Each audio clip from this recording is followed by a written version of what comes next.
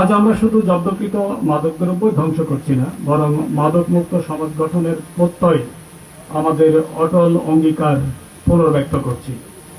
এই ধ্বংসকরণ কার্যক্রম রাষ্ট্রের আইন প্রয়োগকারী সংস্থাসমূহের পেশাদারিত্ব, সততা, মাদকের বিরুদ্ধে আপোষহীন অবস্থানের এক দৃশ্যমান প্রতীক। মাদকদ্রব্য একটি নীরব ঘাতক। এটি মানুষের মেধা, নৈতিকতাকে ধ্বংস করে, পরিবারের শান্তি বিনষ্ট করে, সামাজিক স্থিতিশীলতা নষ্ট করে, জাতীয় উন্নয়নের গতিকে বাধাগ্রস্ত করে।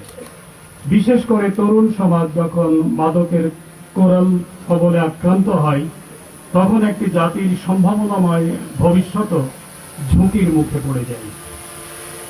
বাংলাদেশের সীমান্ত সুরক্ষা ও মাদক চোরাচালান প্রতিরোধে বিজিবি অত্যন্ত গুরুত্বপূর্ণ ভূমিকা অতীতেও পালন করেছে, এখনো পালন করে আসছে এবং ভবিষ্যতেও পালন করবে।